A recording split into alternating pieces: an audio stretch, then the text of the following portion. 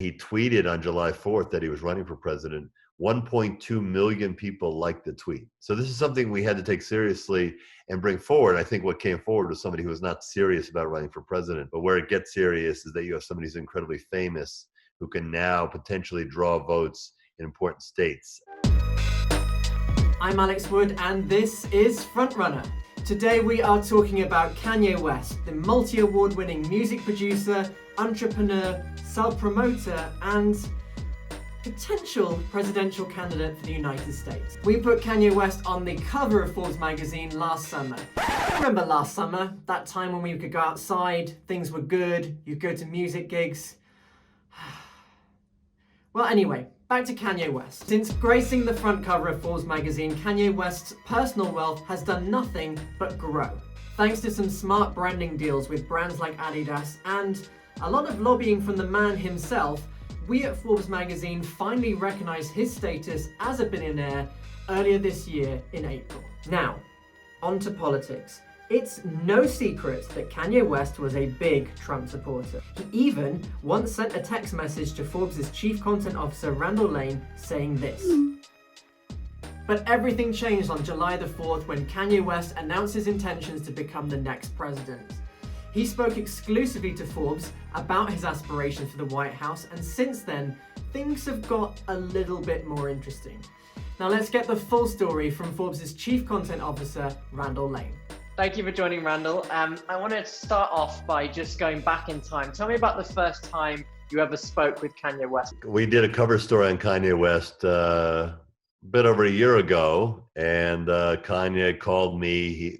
Kanye West is a control freak. Kanye West is an artist, and he wanted to, kind of work the referee, so to speak, and try to see what the article was going to be about. And we did establish, well, I don't know if he got what he wanted in terms of that article. We did establish a rapport and a trust. He's right up there with President Donald Trump in terms of he's very much into what being a billionaire, what being certified that by Forbes says about him.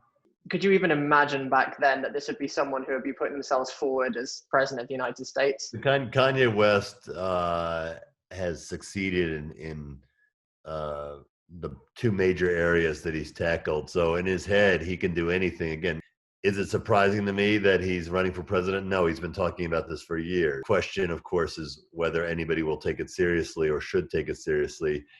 And nobody is in terms of him becoming president. The story now, though, is him having an effect on the presidential race. It's an incredibly important presidential race. And once he starts putting himself on the ballots in states that look to matter, then this becomes a big story. And do you really believe that he could have an impact on some of those swing states? Only if it's very close, though. It's not a question of can he have a big effect. It's can he have an effect on the margins if the race tightens up. And he's never voted before. So, but what at first seemed like a publicity stunt, something that was interesting and curious.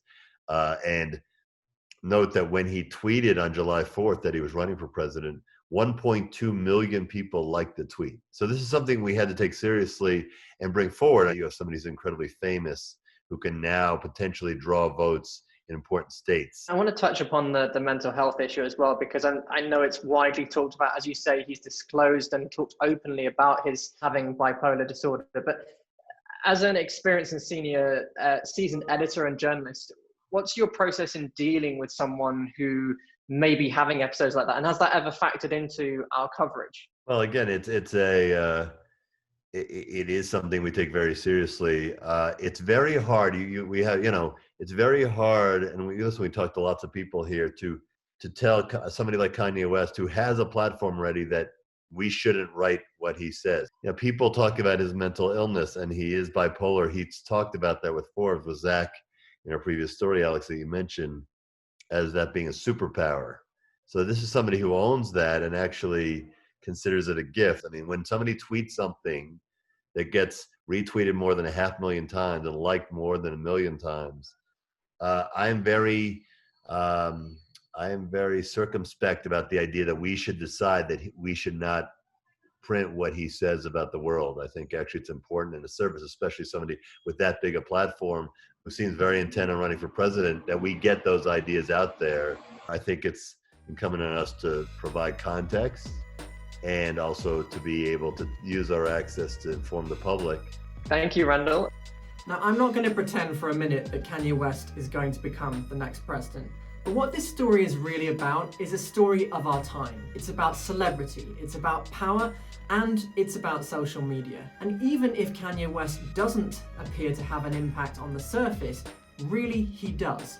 With over 30 million followers on Twitter, his voice, his platform, he doesn't need his own political party, but his ability to be able to push the needle and to push public opinion is worth paying attention to and will make an impact on the next election.